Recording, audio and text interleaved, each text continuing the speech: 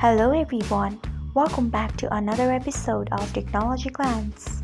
Today in this video, I am going to guide you through how you can turn off push notification of surveys on Spotify. So let's get started. Firstly, open Spotify app in your device, then tap on your profile icon. Next, tap on settings and privacy. After that, tap on notifications. Next, scroll until you find surveys. Next, tap on it. After that, you can see the option of push. Turn off it by tapping on it. So this is how you can turn off push notification of surveys on Spotify. Thanks for watching. If you found this guide helpful, we would love it if you hit the thumbs up button below. We upload great new tech tutorials like this one every day.